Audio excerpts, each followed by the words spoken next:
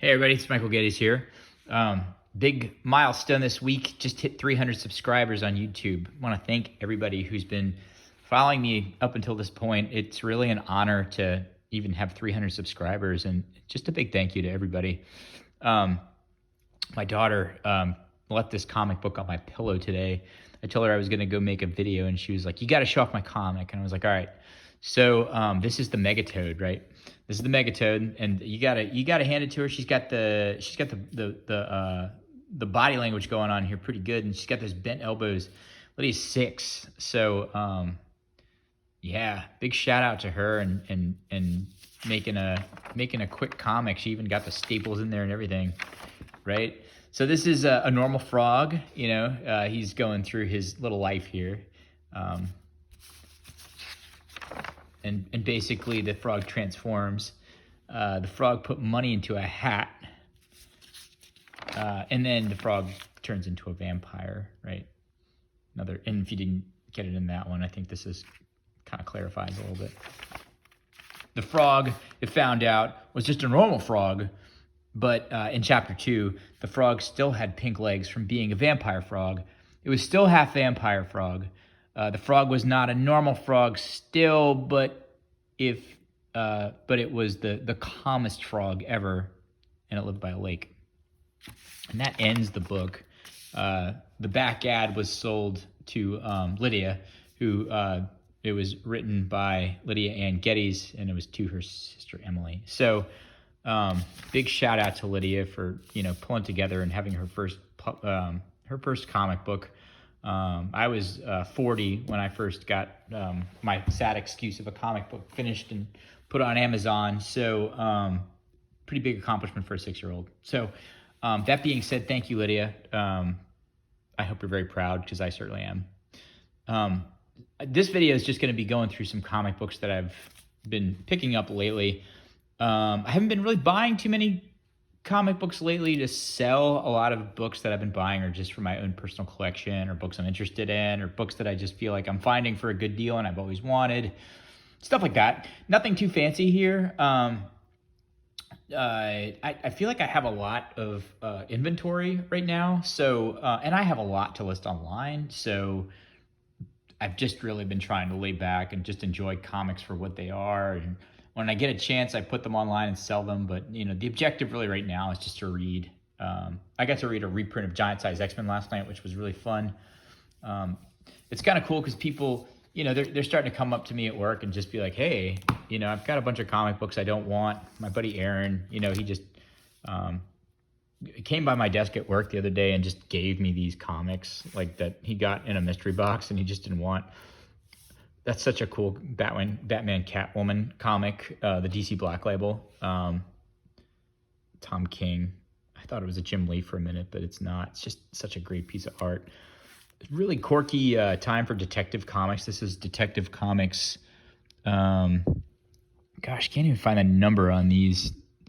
I think it's on the inside, but yeah, it's part of the regular Detective Comics run, and this is, I think, early 2000s when they started getting into this strange logo here for the Detective Comics. And I mean, the art in these are just very, very un-DC, very, very experimental and cartoony and really fun. And you got this guy in the back here. He's just a lot out of place. You got the Mad Hatter cover, almost like a black and white with those blue colors, and you got Batman back here. Just cool. But he gave me a couple things. This is another cool one I was really excited about. The Batman and Robin, The Boy Wonder. This is a Frank Miller and Jim Lee collaboration. I don't think this is really worth $6, but this one's actually got 10. This is number 2. I don't think this comic's worth $10. I don't know where that. It must have been like really hot for a week, and whoever sold it got $10. He gave me the first appearance of Blue Robin or Bluebird. Yeah, this is a New 52. This is the Court of Owls run with Scott Snyder and Greg Capullo. Love the cover. Greg Capullo cover, obviously. I know him best from Spawn. His work on Spawn and X-Force. You got the Court of Owls here with their talons coming down. I actually gave him this book and he gave it back to me again. I was like, that's kind of a cool book. It's a key, not a huge key. It's a minor key. Bluebird's not really a big deal quite yet. This is the first New 52 Batman. It is a reprint though, and I think the back has DC Essentials graphic novels, so it's kind of like a flip book. I have not gotten through this one yet. I've heard really good things about this run of Batman New 52 with Capullo and Snyder. I'd like to just kind of read that one, see what it's like. Another interesting time for Detective Comics. This is 624. These things just seem like they're going forever. It's cool he just like throws me a stack of Batman comics because I like Batman. I usually collect like the late, maybe the early 80s or the late 70s and definitely the 60s, and if I can find 50s, which I don't own any 50s Batman comics, but if I found one in the wild especially, I'd probably buy it. I see them all the time, but I just don't go for them just because, like, I don't know. I don't ever feel like I've ever intended to collect Batman. I just get Batman books and I just can't get rid of them. So this one, this is a Dick Sprang cover, which is really cool. Just the artwork kind of rubs me the wrong way, honestly. It's a little too cartoony for me with Batman. I take him way more seriously, and this to me is a little bit like a little more Archie Comics type feeling. So not my favorite cover really, and not my favorite time of Detective Comics because there's some weird stuff that they do with their art. This is a Rebirth Harley Quinn #1. It says it's free. I guess it's a free comic book day book. Not really quite sure. I know Harley Quinn covers are pretty sought after. I don't know if it's worth any money. I'll have to check it out. And then another one from that. I think it's from the same run. It might even be the same book. Let's see. Harley Quinn's so awesome. Let's see. Harley Quinn's one of DC's better characters. No, it's different. Yeah, I don't know. It looks like it's #1. Book 1 free, and then 1 free. I don't know. Maybe they're one-shots. I don't know. I'll have to do some research on that. But it's different writers, so it makes sense. And then second up, so this is one I actually bought off Chuck after, a couple weeks ago, he got a pretty big lot in, a lot of comics, and it was just, whoever was a collector, just, he saved them, I guess, right off the newsstands or whatever. Deathblow, I know there's like a million of these. I've been really into, like Gimmick covers lately, like the 90s Gimmick covers, and this is like one of my favorites because it's a black cover with black ink for his face, so you can't even see it, right? Because it's so hard. You can kind of see it if I turn it like that, and I mean that's a great Gimmick cover. So I'm putting together a run of just like embossed and shiny and stuff like that. The reason I bought this, it wasn't really so much for the Gimmick cover, but it was because of this Cybernary story that was, I think it's a run of 4. The art is really cool. It's actually not a flip book. It's just a regular book with a flip for the back. Apparently the fellow that did this, I saw in Cartoonist Kayfabe, this was an interesting piece because, what I understand, if I can remember correctly, this guy, Nick, what is it? How do you say his name? Nick Manabat. This was his only body of published work before he died. So he basically, and I mean, it's ridiculously cool art. You can see it upside down. It's just so, kind of reminds me of, Stephen Platt a little bit, the way he's very detail oriented and, likes to noodle around a lot, and it's got this like Aliens vibe to it, which is really cool. But I really wanted to dive into it and just check it out just because it was his only work. And of course you have the controversial Jim Lee take on Sin City in the front, which the artwork is incredible in this. Some of the red, the outline stuff that he's doing in these books is just so fun. I mean, we've got what he does with his lines with the red to make it pop out like that. Just so cool. Some of the yellows in here. Yeah, look at those yellows that he uses. Just insane. But yeah, this is Jim Lee copying Frank Miller. And what else is also interesting, see the fingerprints I left on the black cover. Sorry, there's a million of these. I can't remember. I lost my train of thought. But oh yeah, there's actually a Sin City ad in the book, so that's not ironic. This is a really fun comic. It's not really anything too expensive, or it's a reprint. I've really been interested in reading old, like 50s, 40s, 30s type Marvel, or not Marvel, but I guess it was Atlas, and then prior to that it was Timeless. But this Marvel Comics, this was like the first appearance of the Human Torch. Maybe it wasn't the first appearance of the Human Torch, but it's a good reprint. Let's see what the reprint is. Marvel Mystery Comics #1.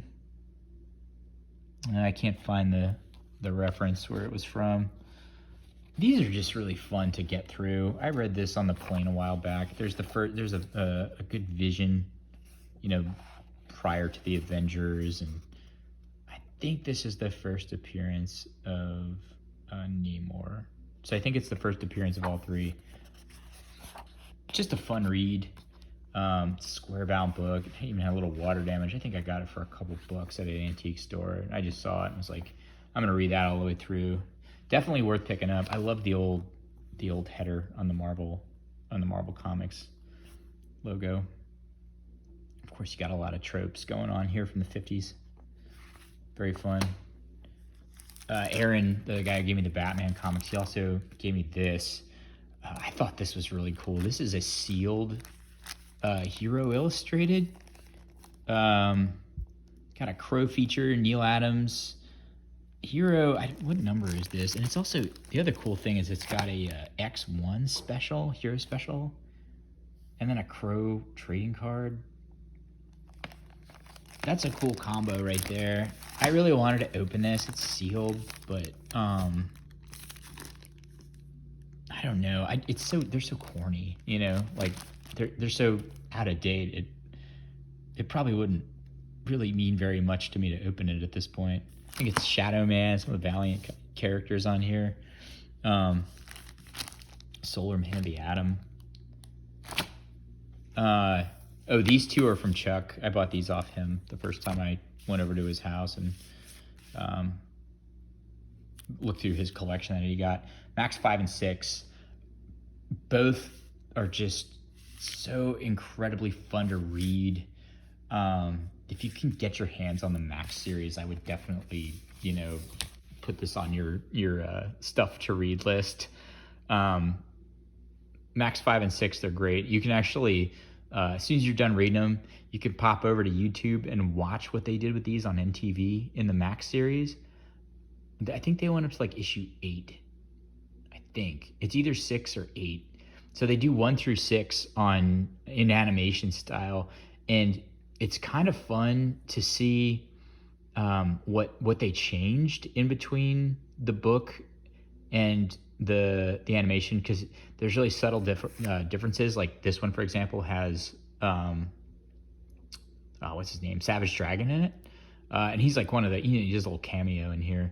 And on the show, they just cut the Savage Dragon out altogether, and it's just the Maxx, and they replace him with some cop. So check these out. Just go read them. 1 through 6. I know the higher numbers are really weird and really hard to get, but Sam Keith, for my money, you can't beat this series. They're just so different, and the art is so fun. I didn't have these before. I just wanted them for, you know, reading and reference. These two are pretty interesting. This is Deadpool 14, 15. I already had a copy of 14 from the big Deadpool craze back when the first movie came out. This is the first appearance of Ajax. I got this for a couple dollars in a flea market, an indoor flea market a couple weeks ago. This is the famous Joe Kelly run, and I do have a number 1 of this that I got for $1, and it wound up being worth like, I think it was worth 70 for a while. Now it's worth 50. I just always kept the sticker, the 95 cents that I found it in the bin with, because I thought that was fun. This one's a $3 book. Ever since the movie's kind of the heat off the movie and Ajax kind of died down, it might be worth, $5-10 now. This one in particular, though, the one I had, the one I bought offline, it was a very fine, or in a fine plus maybe. This one, the guy kept just meticulous, and this one I'm thinking actually might be closer to a near mint. So that's a lot of fun. I definitely digged reading these. Again, Ajax is nothing what he was in the comics, which is interesting. It's a completely different character. I don't even know why they named him Ajax. And then 15, I haven't read this yet. I probably will dive into this too. This is such a fun run of Deadpool. This is like when he became Deadpool to me. So, and I think of a lot of other people too. And then we get into the New Mutants territory. Well, never mind. Let's see. So, New Mutants 12 here. Chuck came across a pretty decent vein of New Mutants. There is actually like 3 copies of 12 inside this run. Nothing I've really ever really wanted. I think I got a couple off him the first time I went over, and the second time after the video, that if you just saw it recently, it was the big unboxing. I went downstairs and he let me pick through it again. I was like, while I'm here, I really want to read this New Mutant run. And this is Chris Claremont, at his best. And sure enough, I've dove into a couple of them. I really like them. So I'm really glad I get to read through them now. So this is 12, and coming up, you'll see a lot more New Mutants. This one's pretty random. I've always been a big, what is his name? I don't even remember his name now. I want to say Bloodshot. Bloodshot, yeah. Those Bloodsport, Bloodshot, Blood everything. Deadpool, So this is the first cameo appearance of Bloodshot. And I have the first appearance of Bloodshot and Rye number 0. I have 1 through, I think, 20 of the Valiant run. When Jim Shooter was around, I really do enjoy reading the Bloodshot comics. I thought they did a pretty decent job. I loved the fact that he was an ex-mobster that kind of comes back from the dead. I saw the movie. I liked it. I thought they really should have done the mobster thing. I thought it would have been a lot more fun. I didn't hate the movie, honestly. I'm sorry everybody else hated it, but I thought it was pretty fantastic. But I've been looking for this one for a while, and I actually found it in FFOR. It's a shop in town that sells comics. And I think he just got a huge Valiant run in. And this is one I've been looking for just forever. And the price was right. I think I got it. I paid market price for it at $15 in a shop, but it's in really nice shape. It might have a couple spine ticks, but it's definitely a pretty significant Valiant book. So glad to have this one in the collection. I also think it's an amazing cover. But I'll put that right behind my copy of Rise 0 and my Bloodshot 1 and 6 and 7. So next up is another one I got off of the same shop. This is Cyblade She, and this is the first appearance of Witchblade. I only paid like $6 for this, and I think if you went on eBay, you might pay $6 for it with shipping, and then $4 for shipping, or $5 or whatever it is for first class. Nice book, couple spine ticks. This was really more of an impulse buy. It was just right next to the Eternal Warrior 4, and I was like, yeah, it's kind of cool. First Witchblade, I'll take it. So I just grabbed it. I figured, why not? I do also like She and Cyblade, so it's an Image publication. So Witchblade's awesome too. It's $6 for a Witchblade, $5 for a Witchblade comic, first appearance. That's pretty good. You never know when she's going to show up in a movie, right? New Mutants number 2. The other reason I grabbed these is just because of the condition. They're all probably fine plus, maybe even very fine. Some of them have a little dent in the bottom. They're probably pressable. I also like the Sentinels cover on this one. This was actually one of the first ones I grabbed when I was there because I was like, you know, Mutants too. I'll take a copy of that. I don't have one. The second one I got in that grab was 18. I thought this was the first appearance of Demon Bear, I guess because the words Demon Bear are on the cover, but this is actually the first appearance of Warlock. Warlock, right? He's the weird looking one. Bill Sienkiewicz, some people love him, some people hate him. I hated him for the longest time. I think this is a Bill Sienkiewicz cover. Yeah, Bill Sienkiewicz, there it is right there. I hated him for the longest time. I hated his art. And one day, you know, I was like, you know, that New Mutants run that he did, that was pretty cool. You know, it's not Marvel House style, but it's different, and it just, something about it just finally set in with me in my brain, and I dig it. I love this cover. I've been wanting this one for a long time. Not really so much for Warlock. He's actually one of my least favorite characters in the New Mutants. And when he dies, I think in one of the later ones, I do have that comic. I do have that one because I just can't stand Warlock. But this is his first appearance, so it's technically like a little key. Grab this one in the antique shop. This is a different, this is just a Detective Comics number 5. I don't buy a lot of Batman comics. If I see them for a decent price, I think $5, you know, maybe I'll go for them, especially like a 70s one. I feel like I wanted to say this was a, I do like the classic logo on Detective Comics, so I think that might have been why I grabbed it. I do also like this woman kind of running away from Batman here. Really cool art. I don't know who did this cover. I thought it was Neil Adams, but I don't think it was. If you know, maybe leave a comment. More Alpha Flight. Lots of Alpha Flight. Alpha Flight number 7. This is the... I don't think there's any significance in this, but it's got Aurora in this one. Very promiscuous shirt. Buttoning there. Number 4. I don't think these are in any order. Number 4. Number 3. Do love this cover. Number 3 with the black and white. Just amazing with the lines. I have 6 around somewhere. I don't think I have it here, but here's 18. Number 5.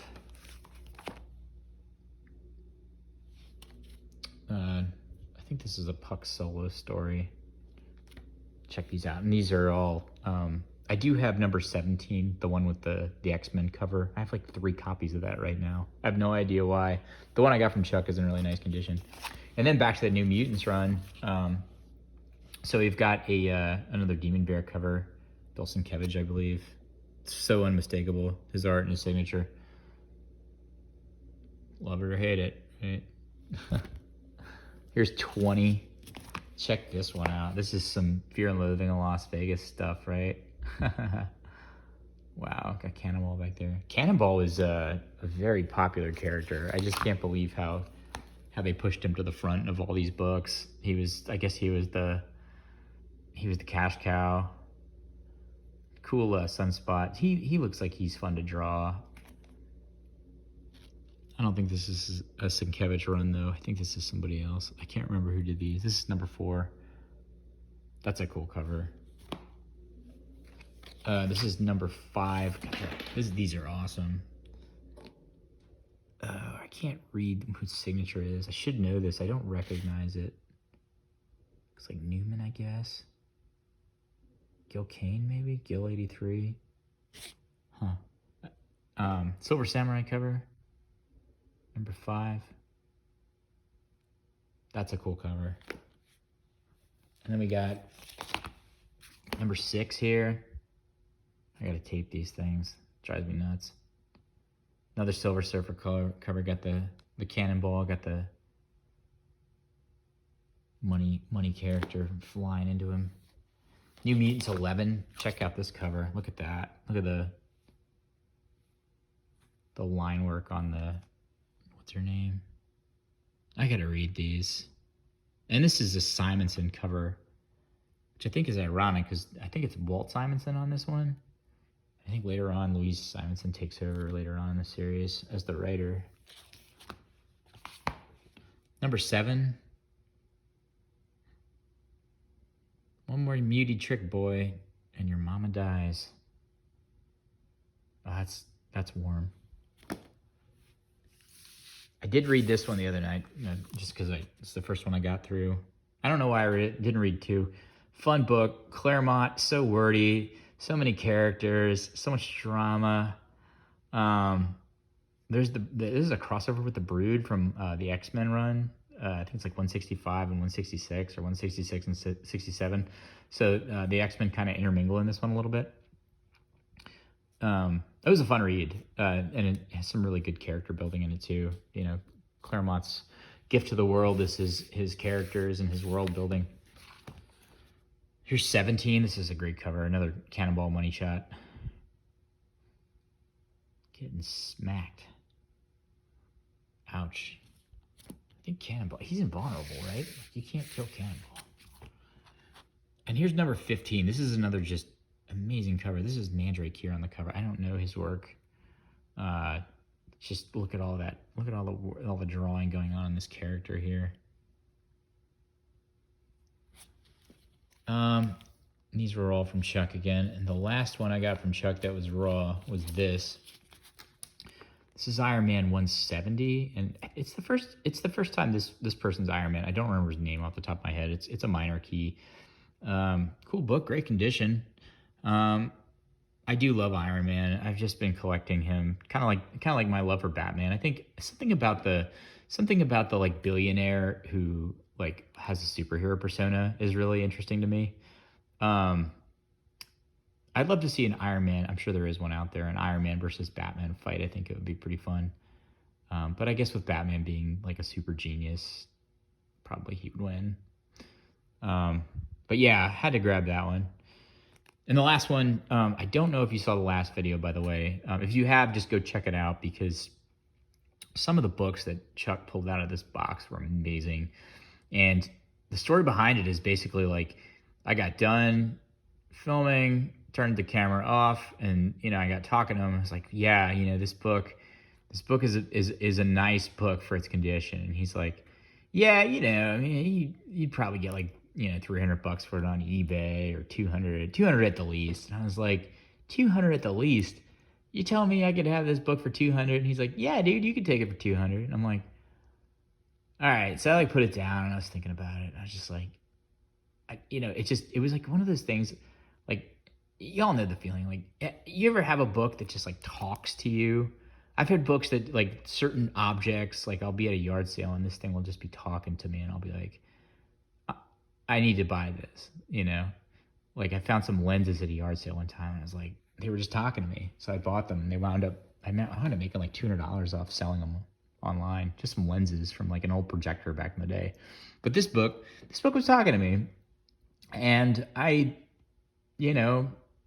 decided that, after last year of selling comics and really not buying many and keeping them for myself that were, the key comics. Like, yeah, I buy comics like this all the time, just, a couple bucks, a couple pennies, or $1 or $2. Yeah, I'm always getting those, and some of them I'll read and I'll just resell. I do keep books. I do have a lot of, good collection of key books. A lot of mine are X-Men. I don't deviate out of X-Men too often, but, I've got the first appearance of Kitty Pryde, for example, in a graded, and I've got the first appearance of Deadpool, and I've got the first appearance of Cable, So I do have those books, but I don't buy them very often. And if I find them in the wild, I'll even grade them and sell them. So I just did that with the Gambit book a while back. But this book, something about this book, I just could not put it down. And yes, I know what you're all thinking, a 0.5 with a purple label. Like, you're crazy, right?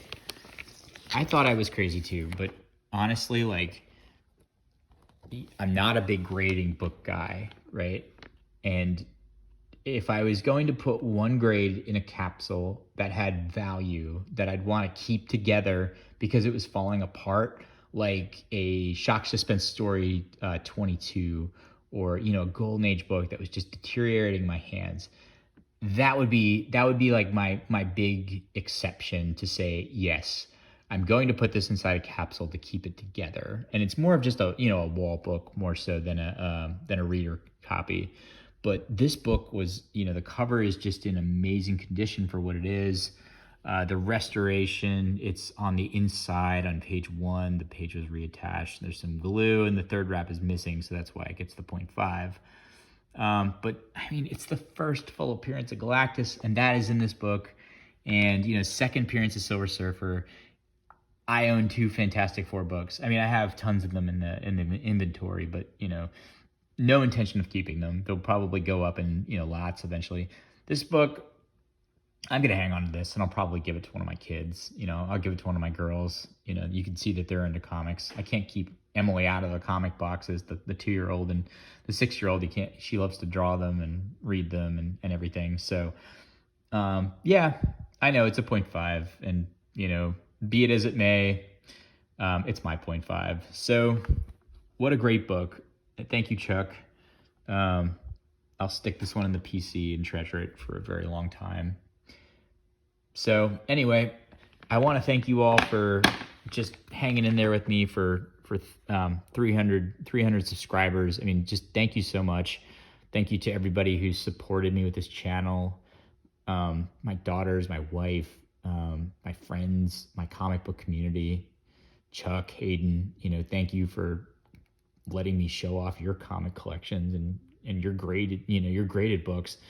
I really appreciate it. And I hope we can keep on this journey. So hang in there, stick around, and hopefully we'll have some more content soon. Have a good night.